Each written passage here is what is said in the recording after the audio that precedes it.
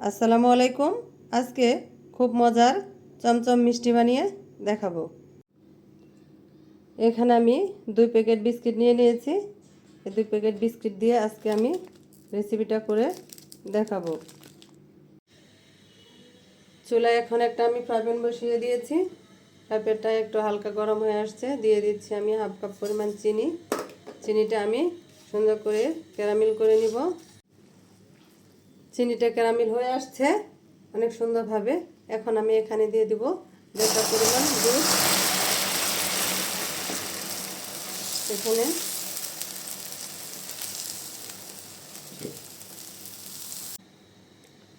এই তো দুধটা আমি কিছুক্ষণ জাল করে নিয়েছি, দুধটা বলক এসে গেছে। এখন আমি এখানে দিয়ে দিচ্ছি বিস্কুটগুলি সবগুলি। এই তো এরপর এখানে দিয়ে দিচ্ছি আমি 2 টেবিল চামচ সুজি। এরপর দিয়ে দিচ্ছি আমি স্বাদ মতো লবণ। এটা এখন আমি অনবরত নেড়ে চেড়ে শক্ত একটা ডো বানিয়ে নিব। এই তো ডোটা শক্ত হয়ে আসছে, দেখেন। এটা আমি একটা প্লেটে নামিয়ে নিয়েছি। এটা এখন আমি ঠান্ডা হতে দেব। এই তো এটা এখন খুব ঠান্ডা হয়ে গেছে। এটা আমি এখন মাখিয়ে খুব ভালো করে একটা ডো বানিয়ে নিব। হ্যাঁ, এই তো ডোটা আমি বানিয়ে নিয়েছি, দেখেন। অনেক সুন্দর করে এটা আমি বানিয়ে নিয়েছি। এখন এটা আমি একটা একটা করে মিষ্টির শেপ দিয়ে নিব প্রত্যেকটা। এই তো প্রত্যেকটা আমি এভাবে করে মিষ্টির শেপ দিয়ে নিব। এই তো আমি প্রত্যেকটা মিষ্টির শেপ দিয়ে নিয়েছি এভাবে। এখন আমি চলে যাব পরবর্তী স্টেপে।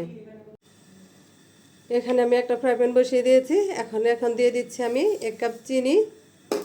1 কাপ চিনির মধ্যে আমি দিয়ে দিব 2 কাপ পরিমাণ পানি। পানিটা গরম হয়ে আসছে, এখন দিয়ে দিচ্ছি আমি 3টা এলাচ।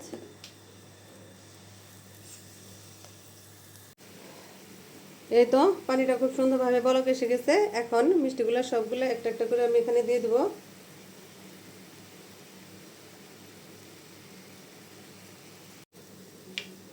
সবগুলো মিষ্টি আমি এখানে দিয়ে নিয়েছি। এখন আমি ঢাকনাতে ঢেকে দেব। এভাবে আমি 3 মিনিট জাল করে নিব। এই তো সুন্দরভাবে এটা বলক এসে আসছে। এখন আমি আলতো হাতে এটা একটু নাড়াচাড়া করে নিব। তো এভাবে এখন আমি আবার ঢাকনা দিয়ে ঢেকে দেব।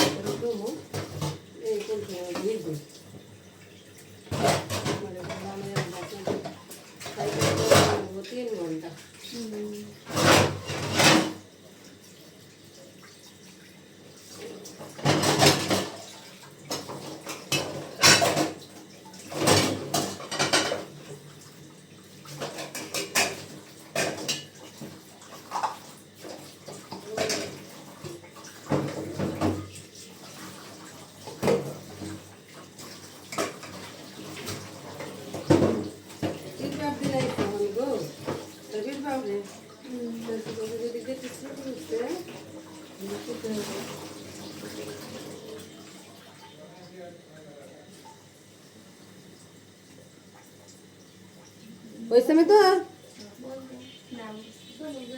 আল্লাহ বোন একটু চা বানাই ভাবি আগো বোন এখন হয়ে যাবো গাড়ি আমার এটা হয়ে গেছে। এটা নামায় ঢাকনা দিয়ে দেবো।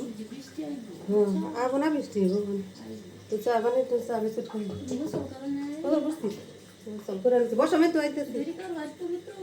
হ্যাঁ বলবো একটু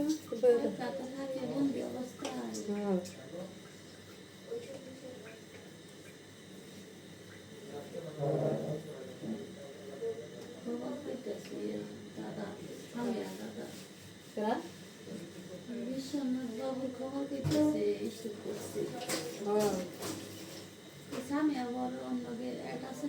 কোন সামিয়া আমি ছেলেমেয়ের নাম